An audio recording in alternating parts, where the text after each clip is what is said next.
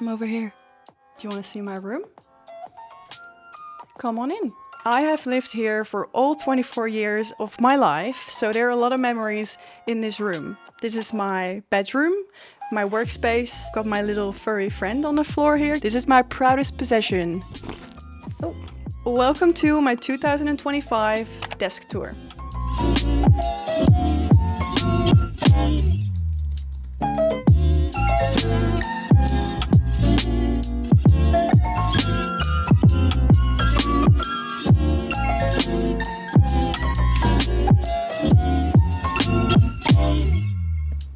So, as you can see, bedroom, desk space. You know what, let's just start with what you're looking at right now. This is obviously not daylight, so the light I'm using is the G200 from Tech, including a big dome, and I feel like it gives a very natural look and not many distracting shadows in my face. At the start I always filmed with daylight, and it took me a while to color grade that footage just because the light was changing the whole time. And this is reliable and I can film at any time of day. You're currently standing on a little tripod. This is a Siri? That is a tongue twister. I'm filming with my R5 Mark II and with the 15-35 lens f2.8, also from Canon. So my audio I'm recording with the Rode VideoMic Pro, but I just got something in the mail. I received a new microphone, which is the VideoMic NTG. Look how slick it looks. It's very small, which is great for traveling. But I do feel like my room revolves around my desk setup. It's the first thing you look at when you enter my room. Some people prefer minimalist desk setups. Some like a lot of trinketings, how do you call it? Like a lot of accessories in their room. To me, it's important to still make my space as personal as I can because it inspires me and it makes me feel at home. Then behind my light, I've got a little cabinet setup going on. I went to a salvo store, found this shelf, mounted it to the wall, and it gives me a clear overview of what I actually own.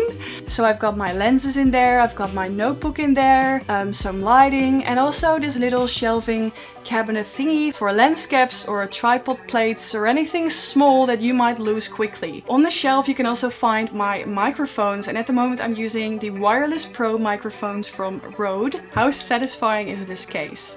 Then something I feel is a must for my room are storage boxes. As you can see here and here, I try to tuck away as much as I can, so I only leave out the things I use frequently, and it just looks visually way more organized as well.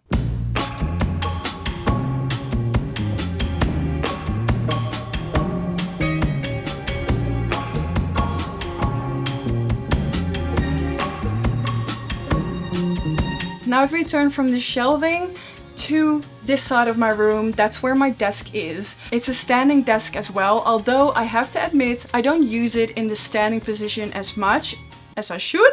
I love just bringing my knees up on the chair and sitting in my cozy corner and while editing, but it's not a very ergonomical position to sit in. It just feels... Also, it's great for flat lays. It has a nice wooden texture.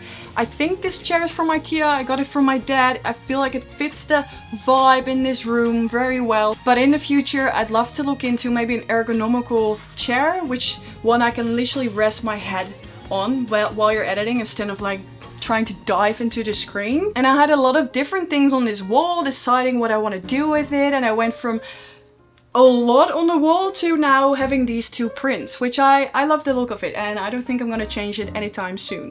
And I'm a big fan of not only lighting in my photos and in my videos, but also for ambience. And if you do not have this light yet, you have to buy it. It's from IKEA. I have it back in my studio in Melbourne as well, and it looks amazing in your footage. It's very photogenic, and even just the type of lighting that's coming off of it is really beautiful. So when I'm taking B-roll of lenses or want some bokeh in my background, I use this light. I'll link it in the description. You can find literally everything there I'm showing you in this video. But yeah, if I forgot something, you can always let me know. I am so used to editing on a laptop, so I don't use the monitor as much. It's a monitor from Samsung. I've had it forever and I don't know which type it is. Then below the monitor you can find this little standing accessory. I've put some inspirational books in there, and also if I still have to transfer footage from an SD card, I put it right there, right where I can look at it, because I'm sure you've been there, but you put an SD card somewhere and you go make coffee for yourself and you come back and it's gone. It's always where I can see it. As for my hard drives, on the other hand, I like to pack those away as good as I can. This is such a nice little case from Bellroy. I've got my cables in here, my AirPods, some converters, so when I decide to work somewhere else, I'll just grab this thing and I'm good to go. But of course, besides having these hard drives, because these are hard drives I work from all the time, I store a lot of my data on my NAS drive. The MacBook I'm using is the Apple M3 Max with a memory of 36 gigabytes. I've had this laptop for I think a year now, and chef's kiss. It's fast, it doesn't heat up like a freaking microwave, which my other one did, and there was a bunch of sand in that computer as well. So when I would turn it on, it did not sound that great.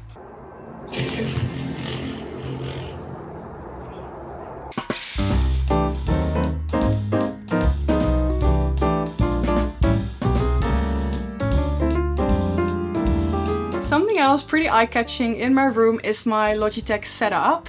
I'm using the MX Creative Console with the keyboard and the mouse, and it's been great, so I'm excited to tell you a little bit more about that. Let's start with the first thing, which is the Keys as keyboard.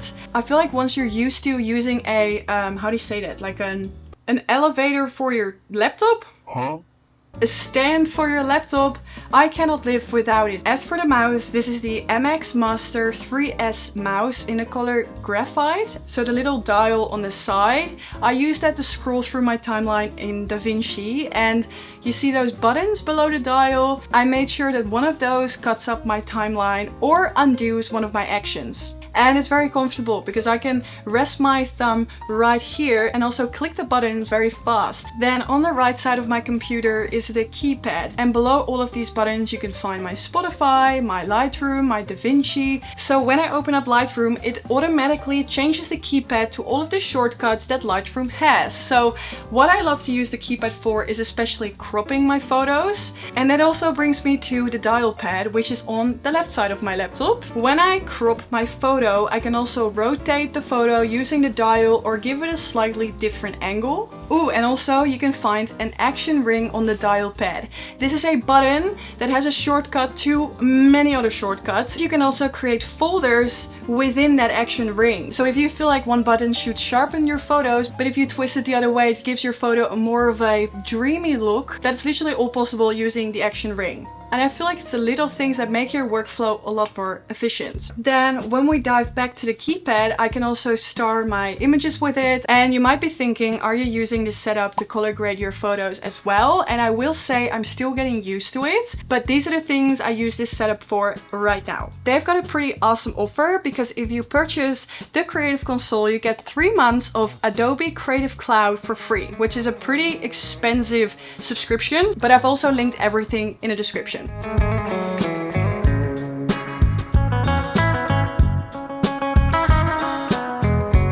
On the right side of my desk, I've got a mirror, and on top of that, one of my favorite parts about this room, which is the exit sign. I've made a complete video about this sign, using it during a photo shoot. So yeah, I love having this sign in my room. That also brings me to the thing I hate the absolute most in this room, but it's this little cabinet next to my desk. Every time I open a drawer, it falls apart. Now it just looks like an absolute mess. So yeah, there are a bunch of cables in there, some converters, some notebooks, some pens, and a bunch of other stuff. And on top of that very annoying shelf, I've got a little power station going on. This is a Cube charger. It charges 2 of my batteries at the same time. It shows me the battery percentage, and I cannot live without it. It's a little bit more on the pricier side, but it saves you a lot of stress because this way you always know, okay, I've got 2 batteries ready, they can charge overnight. Oh, and by the way, I almost forgot to tell you, as of recently, to start filming my videos, I use a little monitor on the side.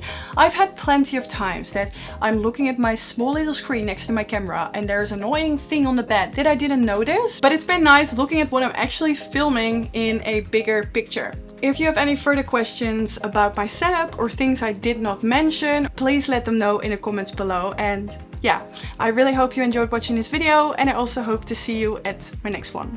Okay, bye bye! Doei!